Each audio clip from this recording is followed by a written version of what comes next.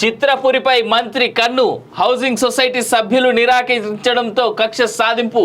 2 ఫ్లాట్లు ఇవ్వాలని డిమాండ్. తనకు తెలియకుండా రిజిస్ట్రేషన్లు చేయొద్దంటూ అధికారులకు హుకుం.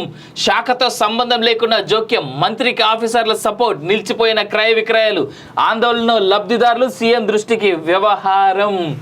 4 నెలలుగా క్రయ విక్రయాలు బంద్. సొసైటీలోని ఫ్లాట్లకు సుమారు 4 నెలలుగా రిజిస్ట్రేషన్ నిలిచిపోవడంతో లబ్ధిదారులు ఇబ్బంది పడుతున్నారు. కొందరు తమ పిల్లల పెళ్లి కోసం ఫ్లాట్లను విక్రయించారు, కానీ రిజిస్ట్రేషన్ జరగకపోవడంతో కొనుగోలుదారులు పూర్తి అమౌంట్ ఇవ్వలేదు.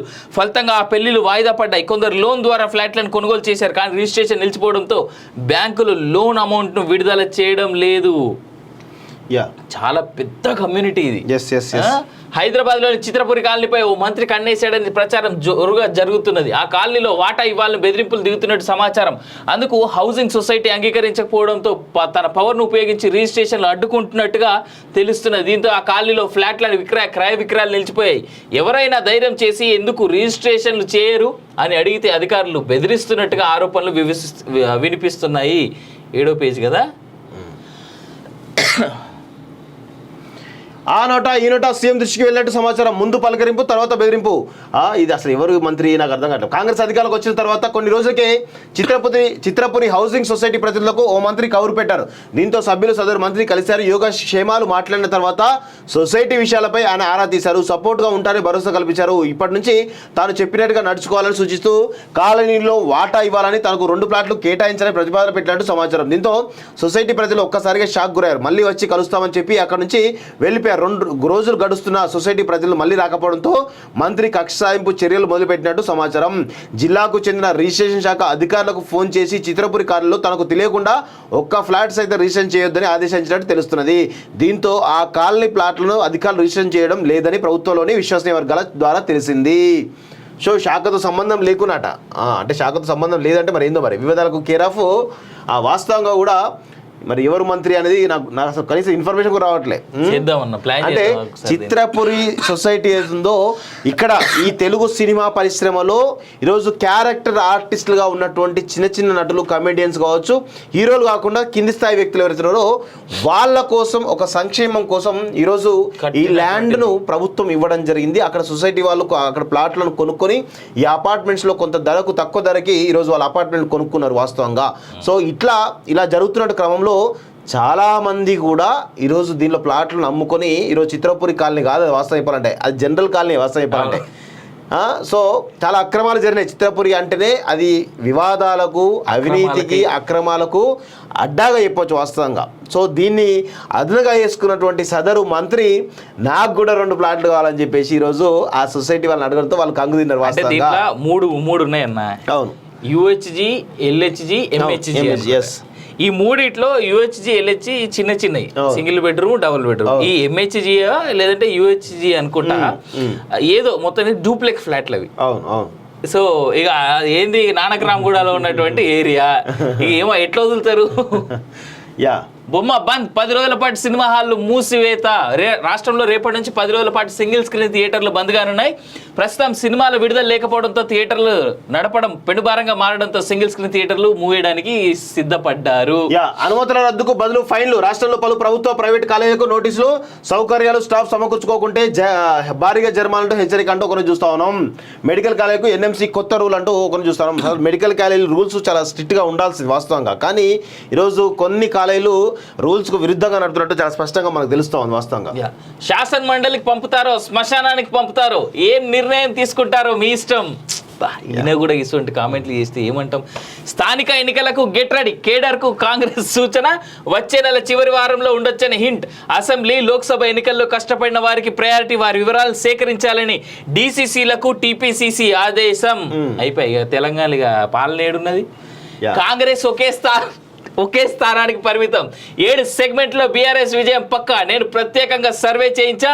పెద్దపల్లిలో వివేక్ పైసలు చెల్లి ప్రచారం చేశాడు. డబ్బులు పంచకుండా సిరిసిల్లో వరుసగా 5 సార్లు గెలిచా. ఏపీలో జగన్దే పవర్. చిట్చాట్లో కేటీఆర్. ఇక్కడ విషయం డబ్బులు పంచకుండా సిరిసిల్లో వరుసగా 5 సార్లు గెలిచా అని చెప్పేసి కేటీఆర్ చెప్తున్నారు కదా.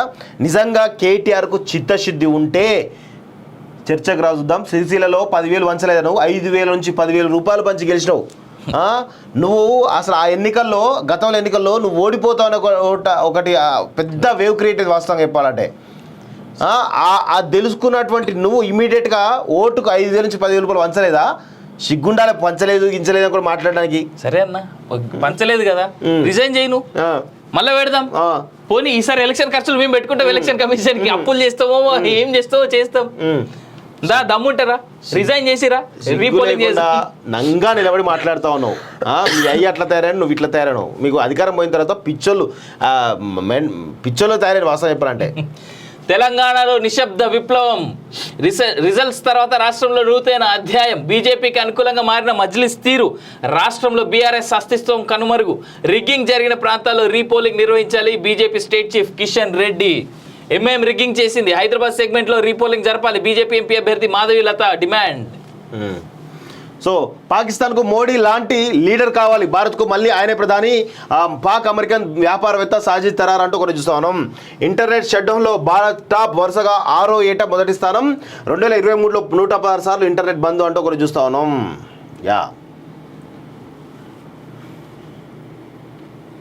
జూన్ 4 జల్దీ వస్తే బాగుండు, సర్వత్రా ఆ తేదీపై ఆసక్తి, బదిలీపై పోలీసు అధికారుల ఆశలు అంటూ ఒకరోజు చూస్తా ఉన్నాం. Yes BJP Congress plan A B. రెండు పార్టీల సరికొత్త వ్యూహాలు, లోక్సభ సీట్లకు తగ్గట్లు ఆలోచనలు, బీఆర్ఎస్ నుంచి చేరికలపై ఫోకస్, పార్టీలను బలోపేతం చేసుకునేలా. ఆ రెండింటి టార్గెట్ గులాబీ పార్టీ. వలసలు పెరుగుతాయన్న అంచనా కాపాడుకోవడం పైన అధినేత నజర్ అంటూ కూడా చూస్తున్నాం. లోక్సభ ఎన్నికల పోలింగ్ కంప్లీట్ కావడంతో ఇప్పుడు కాంగ్రెస్ బీజేపీ నేతలు కౌంటింగ్ రోజు కోసం ఎదురు చూస్తున్నారు. రెండు పార్టీల్లోనూ డబుల్ డిజిట్ ధీమా వ్యక్తమవుతున్నది. బీఆర్ఎస్ సైతం గతం కంటే ఒక సీటు ఎక్కువ గెలుస్తామని చెప్తున్నా వాస్తవ పరిస్థితి అందుకు భిన్నంగా ఉన్నది. అసెంబ్లీ ఎన్నికల్లో ఓటమి చూసిన బీఆర్ఎస్ ఇప్పుడు లోక్సభ ఎన్నికల్లోనూ వన్ ఆర్ నన్ అనే మాటలు ఆ పార్టీ నేతల నుంచే వినిపిస్తున్నాయి. మెజార్టీ సీట్లను కాంగ్రెస్ బీజేపీ గెలుస్తాయన్న వార్తలు వినిపిస్తున్న నేపథ్యంలో ఆ రెండు పోటాపోటీ వ్యూహాలపై దృష్టి పెట్టాయి. బీఆర్ఎస్ నేతలే టార్గెట్ గా చేరికలపై ఫోకస్ పెట్టనున్నాయి. ఎంపీ స్థానాల్లో గెలిచే సీట్లకు అనుగుణంగా ఆ రెండు పార్టీలు ప్లాన్ ఏ బి తరహాలో ఆలోచిస్తున్నాయి. అసలు ప్లాన్ ఏ ఏంది, ప్లాన్ బి ఏంది చూడండి ఒకసారి. బీజేపీ తరహాలోనే కాంగ్రెస్ కూడా అదే తీరులో ఆలోచిస్తున్నది. రాష్ట్రంలో ఎలాగో అధికారంలో ఉన్న బీజేపీ కంటే ఎక్కువ సీట్లు వస్తే బీఆర్ఎస్ తో పాటు బీజేపీ నుంచి కూడా కొందరిని లాగేయాలని ఆలోచిస్తున్నది. ఇప్పటికే 3 చేర్చుకొని లోక్సభ ఎన్నికల తర్వాత జూన్ 5న మరికొందరు చేర్చుకుంటామని హస్తం నేతలు బహిరంగంగానే వ్యాఖ్యానించారు.